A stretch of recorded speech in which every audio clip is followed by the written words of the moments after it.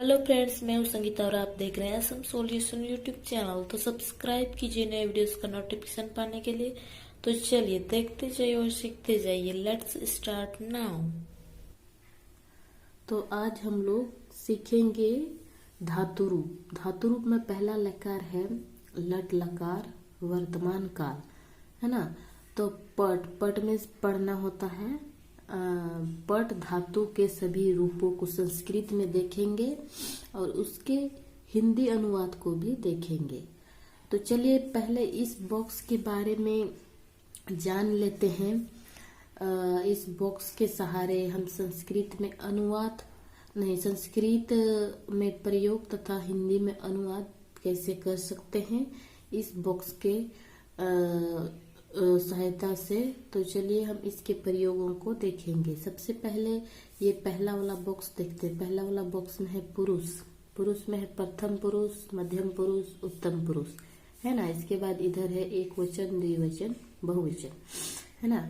तो प्रथम पुरुष प्रथम पुरुष का प्रयोग बेसिकली जब दो व्यक्ति आपस में किसी तीसरे व्यक्ति के बारे में बात कर रहा होता है तो उसका प्रयोग प्रथम पुरुष का तीनों वचनों के लिए प्रयोग होगा, है ना। उसी प्रकार मध्यम पुरुष का प्रयोग जब हम किसी व्यक्ति को डायरेक्टली बोलते हैं कि तुम ये करते हो, ये कर रहे हो, तुम खाते हो, पीते हो, ऐसे करके तुम बोल के जिसको हम डायरेक्टली बोलते हैं वो मध्यम पुरुष के सभी वचनों का प्रयोग होगा, है ना। अब उत्तम पुरुष में खुद स्वयं के लिए होता है। जैसे कि मैं पढ़ता हूँ, मैं खाता हूँ, मैं खेलता हूँ, उसके लिए हम उत्तम पुरुष सभी वचनों का प्रयोग करेंगे, है ना। तो ये थे बॉक्स का इस प्रकार प्रयोग किया जाता है। तो चलिए आगे बढ़ते हैं।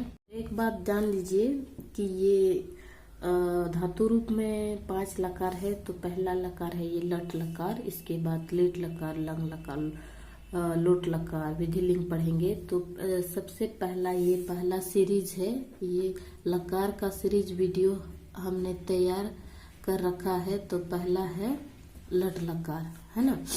तो सभी वीडियो सीरीज को आप देखिए ताकि आपको स्टेप बाय स्टेप समझ में आए। और सभी लकारों को समझने के बाद अगर आपका कोई भी संस्कृत अनुवाद हिंदी में ना बने या हिंदी का संस्कृत में ना बने तो हमको आके पूछ लीजिएगा, है ना। मैं पूरी गारंटी देती हूँ कि आप अगर धातु रूप के सभी लकारों को ध्यान से पढ़ लेंगे, समझ लेंगे तो आपका संस्कृत या हिंदी अनुवाद बहुत ही आसान हो सकता है। तो चलिए आगे बढ़ते हैं। इसके एक एक पुरुषों के सभी वचनों का संस्कृत में प्रयोग और उसका हिंदी में अनुवाद देखेंगे। तो चलिए एग्जाम्पल सहित देखते हैं और उसको समझते हैं। चलिए आगे बढ़ते हैं। तो ये है प्रथम पुरुष, यानी जो ऊपर में लिखा हुआ रहता है उसके सभी वचनों को देखेंगे हम। इस प्रकार इस रूप में लिखे हैं ऊपर नीचे करके, ताकि पारी पारी से सबका प्रयोग और अनुवाद अच्छा से समझ सके, है ना। तो चलिए एक वचन में प्रथम पुरुष का ही है। प्रथम पुरुष में एक वचन है पट धातु का, पठती, है ना, पठती है। तो इसका प्रयोग संस्कृत में होगा स पठती, यानी वह पढ़ता है, यानी एक जन। हम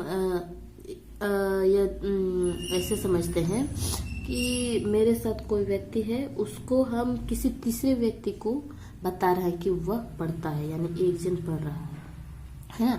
इसके बाद द्विवचन में है पठत, तो इसका होगा ताऊ पठत, वे दोनों पढ़ते हैं, है ना। तो देखिए यहाँ स था, यहाँ ताऊ हो गया क्योंकि यहाँ पे 2 जन है, इसलिए इसका रूप भी चेंज हो गया, है ना। तो इसका हो गया ताऊ पठता, वे दोनों पढ़ते हैं, है ना। बहुवचन में है पठंती, तो इसका संस्कृत में प्रयोग होगा ते पठंती, यानी वे सब पढ़ते हैं। यहाँ तो था 2 जन के लिए, यहाँ 2 से अधिक जनों के लिए ते, है ना। तो वे सब पढ़ते हैं। तो ये थे प्रथम पुरुष। अब चलिए नेक्स्ट पढ़ते हैं मध्यम पुरुष। तो ये है मध्यम पुरुष, एक वचन में है पठसी। तो इसका संस्कृत में प्रयोग होगा त्वम पठसी, तू पढ़ता है। देखिए पहले भी हमने कहा था कि मध्यम पुरुष में जब किसी व्यक्ति को हम डायरेक्टली बोलेंगे तू पढ़ता है, तुम खेलते हो, तुम नाचते हो, तुम गाते हो, ऐसे वाला मध्यम पुरुष में प्रयोग होगा, है ना। तो एक वचन में है पठसी, त्वम पठसी, तू पढ़ता है ना। द्विवचन में है पठतः, पठतः, युवान पठतः, तुम दोनों पढ़ते हो, यानी यहाँ दो जन है, दो जन को हम बोल रहे हैं ना। अब बहुवचन में है पठत, पठत, यूयम पठत, तुम लोग पढ़ते हो, है ना। यहाँ दो से अधिक जन है इसलिए यूयम हो गया। देखिए यहाँ तुम का भी तीनों रूप है, त्वम, युवाम, यूयम, है ना। तो इसी प्रकार इसको भी अलग से याद रखना है। स का भी तीनों रूप है, इसको भी याद रखना है। और इसके बाद ये धातु रूप को भी याद रखना है, तभी बहुत आसान हो जाएगा, है ना। तो चलिए नेक्स्ट पढ़ते हैं उत्तम पुरुष। तो ये है उत्तम पुरुष। तो उत्तम पुरुष में एक वचन है पठामी। इसका प्रयोग होगा संस्कृत में अहम पठामी, मैं पढ़ता हूँ। देखिए ये उत्तम पुरुष खुद स्वयं के लिए होता है, यानी खुद के बारे में किसी को बताना, है ना।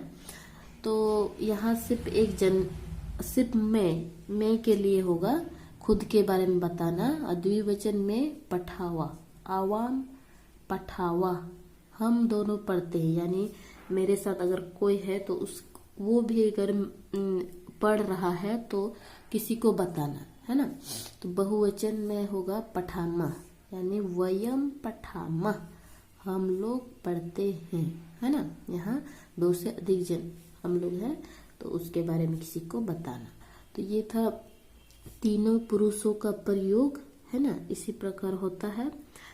तो इसका एक सिंपल ट्रिक होता है, ये सब जो धातु रूप है ना, इसका सिंपल ट्रिक होता है इस सीखने के लिए। ती त अंति सी थ थ आमी आव आमा, है ना। इस तरह आप फॉर्मूला को याद रख लीजिए। और ये पढ़ तो सब में है, तो उस प्रकार आपको जल्दी आसानी से याद हो जाएगा। इसके ऐसे आप सीख सकते हैं ती त अंति सी थ थ आमी आव आमा, है ना। ये सीखने का आसान तरीका है। आई होप आप सभी को बहुत अच्छी तरह से समझ में आ गए होंगे। तो वीडियो में अंत तक बने रहने के लिए बहुत बहुत धन्यवाद। मिलते हैं नेक्स्ट वीडियो में। तो अभी के लिए जय हिंद।